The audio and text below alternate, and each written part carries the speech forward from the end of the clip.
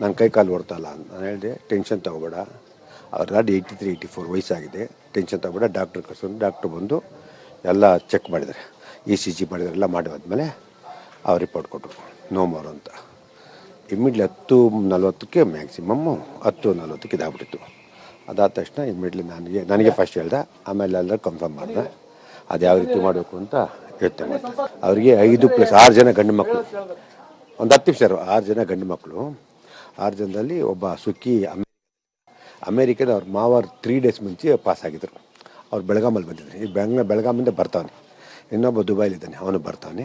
ಒಬ್ಬ ಮಡ್ರಾಸಲ್ಲಿ ಬರ್ತಾನೆ, ಇನ್ನು ಮುಕ್ತೂರಲ್ಲಿ ಇದ್ದಾರೆ.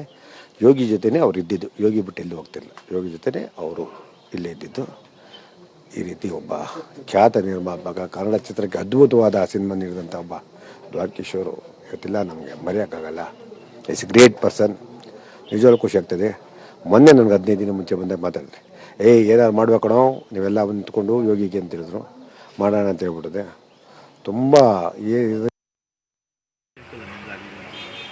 ಭಾಳ ನೋವಿನ ಸಂಗತಿ. ನಾವು ದ್ವಾರಕೀಶ್ ಅಂಕಲ್ ಇವಾಗ ನನ್ನ ಅವರು ಚಿಕ್ಕ ವಯಸ್ಸಿನ ನೋಡಿದ್ದಾರೆ.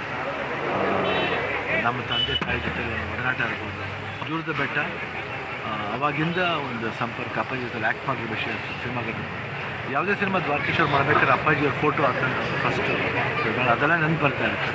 ಬಟ್ ಇವತ್ತು ಅವ್ರನ್ನ ಇಲ್ಲ ನೆನೆಸ್ಕೊಳ್ಳೋಕ್ಕೆ ಒಂದು ಭಾಳ ಕಷ್ಟವಾದ ಸಂಗತಿ. ಅವ್ರ ಮಕ್ಕಳು, ಮನೆಯವ್ರು ಇರ್ಬೋದು, ಎಲ್ಲರೂ ನಮಗೆ ಬಹಳ ಬೇಕಾದವರು, ಆತ್ಮೀಯರು. ನಾವು ಚಿಕ್ಕ ವಯಸ್ಸಿಂದ ಅವ್ರ ಮನೆಗೆಲ್ಲ ಹೋಗಿ ಆಟ ಆಡ್ತಾಯಿದ್ವಿ, ನಮ್ಮ ಮನೆಗೆ ಬಂದು ಆಟ ಆಡ್ತಾಯಿದ್ವಿ.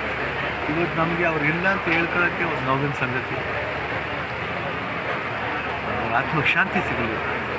ಯಾವ ವರ್ಷ ಅವ್ರ ಮಕ್ಕಳ ಜೊತೆ ನಾವು ಇರ್ತೀವಿ, ಯಾಕಂದರೆ ಅವ್ರ ಪ್ರೊಡಕ್ಷನ್ಲಿ ನಾವು ಅಷ್ಟೇ ಇರ್ತೀವಿ. ದ್ವಾರಕೀಶ್ ಪ್ರೊಡಕ್ಷನ್ ಅಂದರೆ ಒಂದು ಆಡಂಬರವಾದ ಪ್ರೊಡಕ್ಷನ್ ಅವ್ರದ್ದು. ಸುಮಾರು ದೊಡ್ಡ ಸಿನಿಮಾಗಳು ಮಾಡ್ಬೋದು. ಸೊ ಅದರಲ್ಲಿ ಆಯುಷ್ಮಾನ್ ಭವ ಅಂತ ಒಂದು ಸಿನಿಮಾ ನಾನು ಮಾಡಿದ್ದೆ ಅವ್ರ ಜೊತೆ.